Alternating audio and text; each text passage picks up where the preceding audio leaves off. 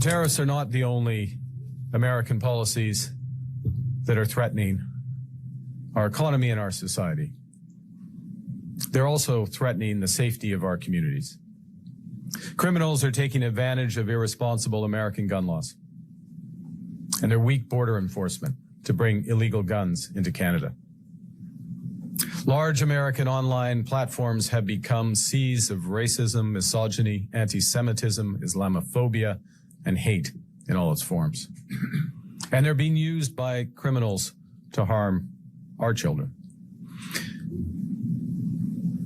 My government will act. The impacts of other tariffs and the threat of future tariffs are already being felt around the world and here at home. So the stakes have never been higher for our economy. In Canada, there are tariffs that remain in place. Those tariffs are threatening our families, our workers, and our businesses. And while they have been imposed under different pretenses, they all are unjustified, unwarranted, and misguided. So we've been responding, and we are responding with purpose and force. We will fight, we will protect, and we will build. Hello, everybody, and welcome back. That clip you just saw was the Prime Minister of Canada, Mark Carney, who was just recently put in charge up there and has called for his own snap election to make sure that the Canadians get the Prime Minister that they really want. Mark may be soft-spoken, and he does remind me in a way of President Obama. His words are carefully chosen and measured and thought out, not a rambling third to sixth grade mongrelization of the English language. The Prime Minister has decided he's going to go full elbows up, and I don't blame him. What's going on with our tariffs, how it's affecting his country, is criminal, to say the least. Mark is quick to point out there that our border security, which nobody ever mentions, and the uncontrolled gun problem in the United States, there seems to be no responsibility for gun laws. We have school shootings on a regular basis now, which is another criminal thing. School shootings shouldn't even happen. Mark Carney wants to make sure that that doesn't happen in Canada. He's got a few other things to say to Donald, too, and he's not going to mince words. Let me let you listen to him. We need that mandate because Canada is facing the most significant crisis of our lifetime. President Trump, he's clear about his strategy. His strategy is to break us so that America can own us. You know, we are over as a country. We are over the shock of the betrayal. But we should never forget the lessons. Never forget the lessons. That's right. That's right. We have to look out. We have to look out for ourselves. We have to look out for ourselves, and we have to take care of each other. We didn't ask for this fight. We didn't ask for this fight, but Canadians are always ready when someone else drops the gloves. Elbows up, elbows up. And in this trade war, just like in hockey, we will win.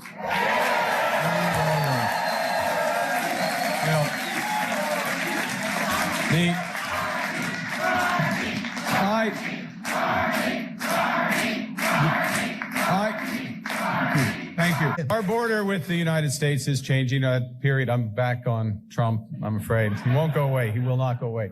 And that steadily deepening integration with the United States, that is also over. And, you know, this is a tragedy. We didn't ask for this. It's a tragedy, but it's a new reality. And the question is, how do we respond as a nation? We're responding with purpose and with force. And our approach is simple. We're fighting, we are protecting, and we are building. Okay. We are fighting. We are fighting unjustified U.S. tariffs, including those on steel and autos with counter tariffs of our own. And those are designed to cause maximum pain in the United States, but have only a minimal impact here in Canada. We are protecting our workers and businesses because we're using every dollar that we collect from those retaliatory tariffs, and we use it to protect our workers. But above all, what we are doing is we are building Canada strong. And we need to build our armed forces to keep our nation safe. So we released a plan. to do exactly that, including in the Arctic. The next day, we went to Windsor, unveiled our strategy for a more resilient made-in-Canada auto sector, and took vital steps to protect our auto workers during this period of strike.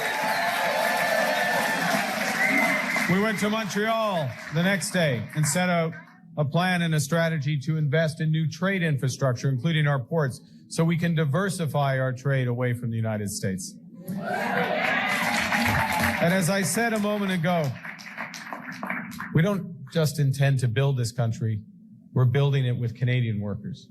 So on the weekend, we unveiled measures to cover the cost of apprenticeships at all levels, individually, through the unions, through the post-secondary education, to literally create hundreds of thousands of careers in the skilled trades. And if there's a message I want younger Canadians to hear, is that we are going to be building this country for the next quarter century. Carney is clearly trying to lead his country in the right direction.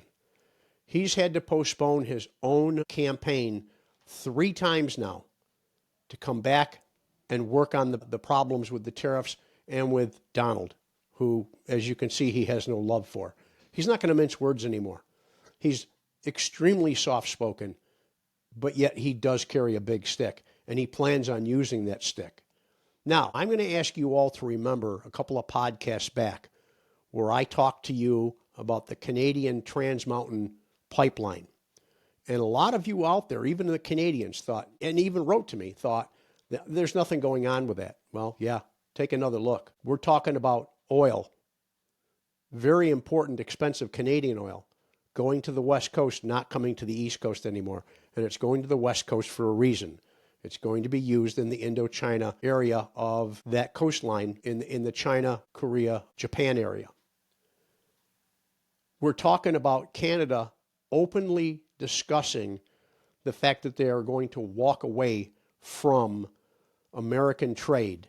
And they're trading with their partners in the EU. They're trading with their partners in China. You notice China isn't at war with Canada.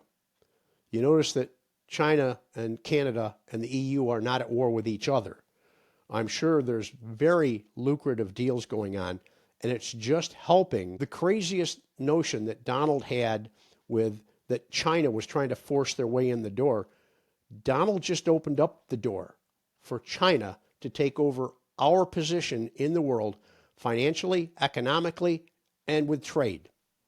Yeah, single-handedly, he's ruined the whole thing. We need to start calling him Herbert Hoover. It's not a bad name for him. Remember when I told you about the Canadian steel mills on Lake Ontario? Remember when I told you about the automotive plants up in Canada in the Ontario region? These are all places that Mark Carney is talking about bringing back up and selling to his own country. He's bringing back an apprenticeship program to teach younger people trades for things that they need to know, things that we used to provide for him. He's now going to provide for himself. His economic plan for saving his country sounds an awful lot like Joe Biden's plan for our country when he took us from a zero economy to the top G7 economy after COVID, and how it was at, well, it's called the Dow part of the measure, 46,000 points. And now we're down close to 7,000 points and heading lower, with major economists no longer talking about a recession. They're talking about a full-blown depression. I talked about all these things before, and Canada is slowly working their way through it. I'm just waiting for the announcements of the EU starting to ship military weapons to them, because Canada is very clear. Listen to this clip from, let me get his name right, David Eby. He's the Prime Minister of British Columbia. He's calling out to all Canadians. Listen to this. We need to be prepared for anything when it comes to weather. And we also need to be prepared for anything when it comes to the president's announcements. Relying on the president of the United States and his pronouncements, whether it's to impose tariffs or withdraw tariffs or what his plans are, we got to be prepared and stand on our own 2 feet. And that's what we're doing. Today, I'm happy to share with you that we are advancing our work with government on buying Canadian, buying from countries other than the United States, to make sure that we're supporting Canadians, we're supporting British Columbians, in as many ways as we can. Our first direction to Crown corporations and to government as a whole was to prefer Canadian products when you're buying Canadian products, just like people at home, when you're at the grocery store, you're looking at the shelf, you're comparing products. People expect the government to do the same thing. That's what this is about. Today's announcement, our procurement directive is going further. I'm sending directions to Crown corporations, to the heads of government, to do a few things. One is to look at your contracts. Can you cancel contracts with American companies and replace them with Canadian companies? Make sure that you're canceling travel that's not essential. Look at the subscriptions in your office. Make sure you're canceling American subscriptions. Minimize your participation in American trade organizations and ensure that you're upholding the expectations that all British Columbians have, that when possible, when there's a viable Canadian alternative, you're choosing that company, you're choosing that publication, you're choosing that organization. Yeah, that's not a joke. He wants the United States contracts canceled wherever possible. That's going to lead to millions, if not billions of dollars worth of trade lost to Canada. Donald, did you think they were just going to keep doing business with us while you slapped them in the face? Nah, they're a lot prouder than that. Okay. Look at the contract that Doug Ford, the Minister of Ontario, canceled. It was $68 million. Let me make sure I got you. $68 million Canadian, $100 million American. And he tossed Elon Musk and Starlink right out of Canada. He canceled the contract before the first delivery was ever made. If Doge and Donald were looking to save money and streamline costs and everything else like that, they're doing a really bad job. There was also this guy, and I'm going to try and pull up his name, and I'm going to put it up here in a B-roll run. Elon badmouthed about possibly being a criminal. And the guy pulled billions of dollars of deals from Starlink because, very much like Donald, Elon didn't know when to keep his mouth shut. They're costing us money every day. They're costing our friends across the border money and jobs every day. Just isn't right. The clip from EB, where he's calling for the voluntary cancellation of U.S. contracts. They didn't ask for this. They didn't even come looking for it. But you know something? The Canadians aren't afraid of a good fight. I mean, it's hockey to them. What do you see in hockey? It's like you went to a boxing match and a hockey game broke out. Eh? But I'm going to remind you that this was forced upon them. This was not something that they wanted. It's not something that they needed. It's not anything we, the people here in the United States, needed or wanted. It's a game Donald's playing. I told you, keep your eye on the ball. This is a grift. Part of the grift went off 2 days ago when the stock market was down almost 9,000 points, and suddenly Donald put a little note out there. Buy DJT at the low. 3 hours later, he put a 90-day moratorium on the tariffs worldwide. And the price of DJT, along with several other companies, Lululemon and a few others, skyrocketed and then crashed again the next morning. Well, you might want to be watching the Securities and Exchange Commission because they're being called upon to look at a couple of Republican representatives in Congress over the sudden purchases. I heard that the one purchase, and I haven't got proof on this, so don't carve it in stone, but one elected official spent $770,000 buying stock, the money that she didn't have. She had to borrow it.